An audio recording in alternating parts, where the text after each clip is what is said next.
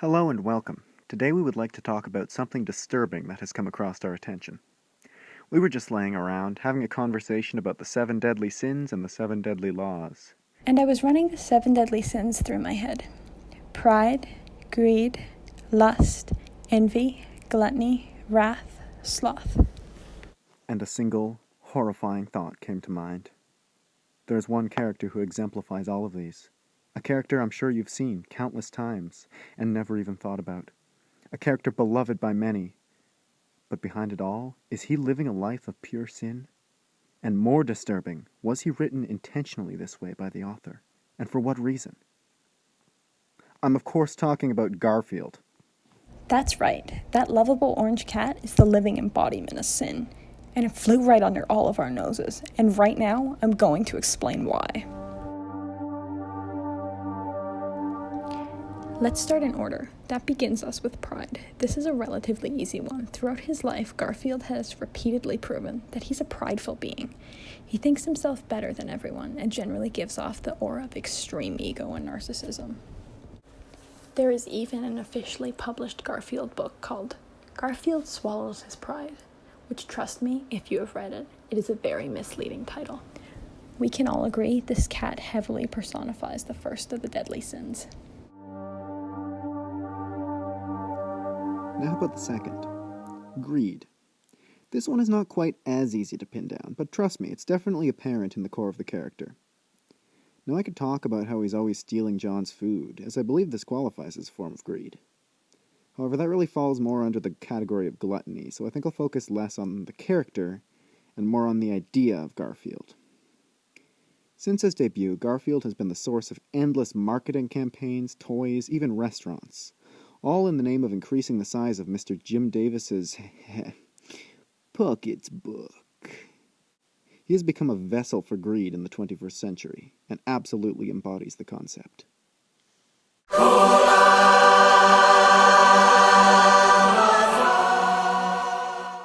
Lust.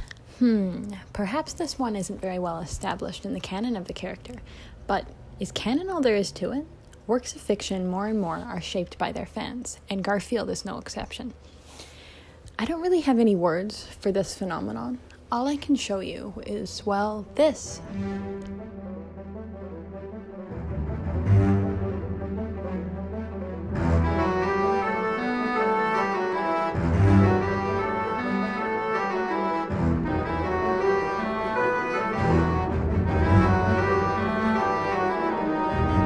Okay, that's enough of that forever.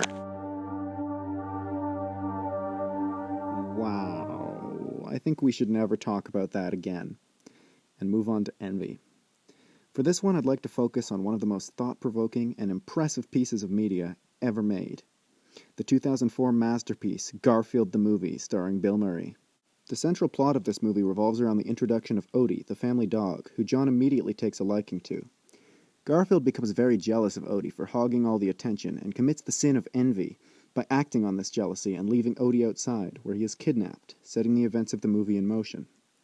Despite the fact that they do make up in the end, I believe this was only done because it was intended as a children's film and was limited by its rating, barred from exploring the darker parts of Garfield's character that surely exist beneath the surface.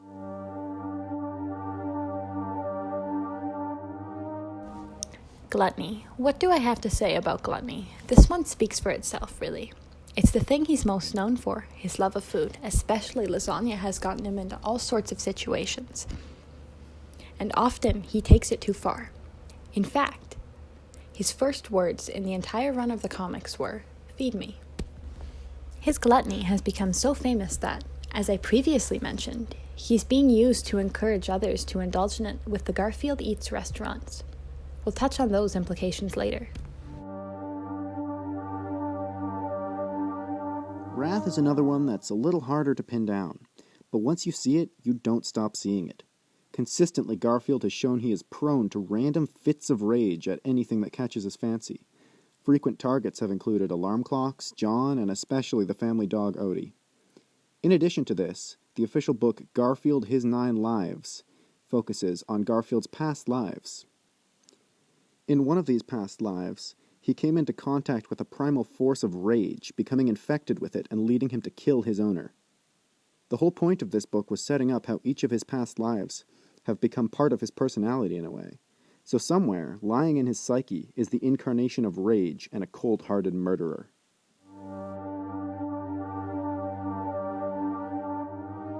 And finally, sloth. This is another one really like gluttony. It's an integral part of his character.